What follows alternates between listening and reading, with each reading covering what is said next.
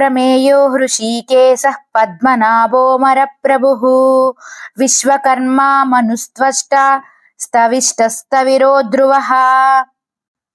అర్థం: ఇంతటి అనంత విభూతిని సృష్టించి అందులో ఒక విలక్షణ జీవిత విధానాన్ని కూర్చిన విధాత ఈ సృష్టితో తనకేదీ సంబంధం లేనట్టు, ప్రమేయం లేనట్టు అప్రమేయుడై ఉంటాడు. కానీ జీవకోటి అనుభవించే ఆనందానికి, ఆమోదనానికి, హర్షానికి, హాయికి ఆధారాలైన ఇంద్రియాలను తన చెప్పు చేతల్లో పెట్టుకుంటాడు. ఈ ఇంద్రియ ప్రపంచమే హృషీకం. దీనికి అధిపతి హృషీకేశుడు. సర్వేంద్రియ సంచలనానికి హృషీకేశుడే మూల కారణం. అతని నాభిలో కమలం ఉంది. ఆ కమలమే సృష్టికి మూలం. ప్రపంచంలో పొందదగిన సంపదలు అన్నీ ఆ కమలంలో, పద్మంలోనే ఉన్నాయి. ఆ పద్మం అతని అవయవాలకు కేంద్రమైన నాభిస్థానంలో ఉంది. కాబట్టి అతడు పద్మనాభుడు. ఈ పద్మంలో భూలోకానికే కాదు, భూస్సు నర్మద మహాలోకాలకు కూడా మూలం.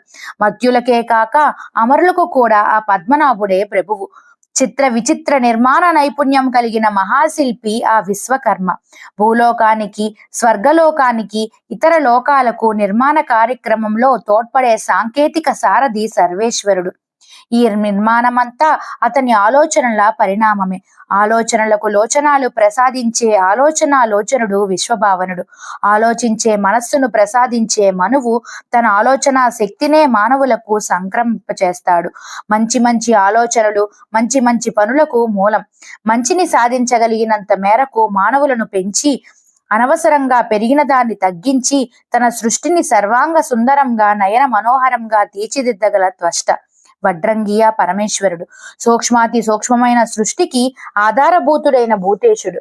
అందరికంటే స్థూలమైనవాడు.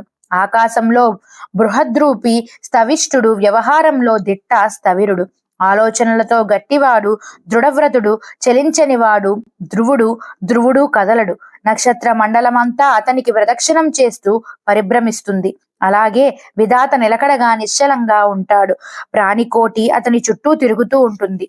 ప్రపంచం అధ్రువం, పరమేశ్వర తత్వం ధ్రువం.